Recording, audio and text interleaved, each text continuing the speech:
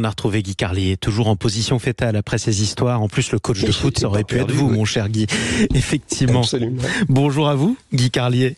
C'est l'heure. Bonjour Jean-Marie, bonjour à tous. C'est l'heure de votre chronique musicale. Raconte-moi une chanson. Et ce matin, vous demandez aux parents d'éloigner les enfants parce que la chanson que vous allez évoquer, tenez-vous bien, elle évoque le stupre et la luxure. Oui, c'est vrai. Aujourd'hui, je vais vous parler de la chanson « Je t'aime, moi non plus ». Et bon, à cet instant, Patrick Roger, qui écoute vaguement son réveil radio dans son lit, vient de se dresser d'un bond et de se dire « Ah, que voilà une journée qui commence bien ». D'autant plus qu'il ne s'agit pas de la version popularisée par Jane Birkin, mais d'une version restée confidentielle dans laquelle Brigitte Bardot donnait la réplique à Gainsbourg. Car à l'origine, en 1967, Gainsbourg avait écrit cette chanson pour Bardot avec laquelle il vivait une relation amoureuse classique, c'est-à-dire qu'elle l'aimait comme aiment les femmes, de cet amour infini, éternel, absolu, tandis que la notion d'amour pour les hommes, et plus particulièrement Gainsbourg, se limitait juste à l'envie de le faire. Le mot amour, on dirait Johnny. Le mot amour constitue le plus grand malentendu entre les hommes et les femmes, qui n'ont pas évidemment la même définition de ce mot. Brigitte Bardot avait besoin de preuves d'amour. Alors elle demanda à Serge de lui écrire la plus belle chanson d'amour qui puisse exister. Ce dernier se mit au travail le soir même. Pour la musique, il se souvint d'une mélodie sans parole qu'il avait écrite pour illustrer une scène de bal dans un film. Et ça avait tellement impressionné toute l'équipe du film que Gainsbourg s'était dit qu'il s'en servirait un jour pour en faire une chanson. Alors ce soir-là, il fit tourner cette mélodie en boucle sur son magnétophone et chercha l'idée du texte. En vain.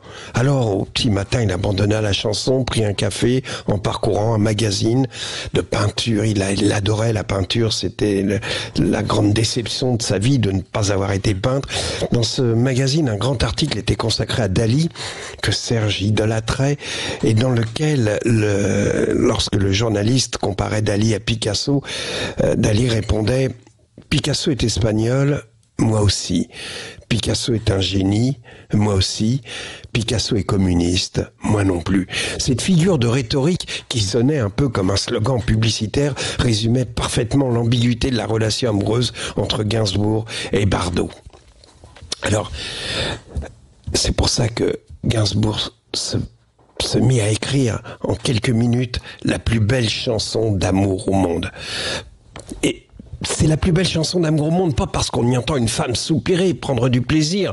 Il n'y a que les bigots et les tartuffes, ou ceux qui sont les deux, comme le Vatican, qui déclara que c'était une chanson satanique. Mais c'est une chanson d'amour. La plus belle phrase de la chanson, c'est la dernière, qui dit « L'amour physique est sans issue ». Alors que Pose en une nuit, il avait écrit cette chanson. Elle est enregistrée le 10 décembre 67. Ils ont juste oublié que Bardot est marié à un homme d'affaires allemand, Günther Sachs, qui fait interdire la sortie du disque. Et l'année suivante, Gainsbourg rencontre Birkin, l'enregistre à nouveau. Ce disque va évidemment connaître un immense succès. Birkin devient une star en Angleterre également, où la chanson est la seule française numéro 1 des ventes, au point que dans les années 2000, elle racontait qu'un chauffeur de taxi londonien lui révéla avoir conçu ses 5 enfants à l'écoute de « Je t'aime, moi non plus ». Je vous propose d'écouter la chanson. Certains, un peu frustres, l'écouteront avec un rouleau de sopalin à leur côté. Les autres auront compris que l'amour physique est sans issue.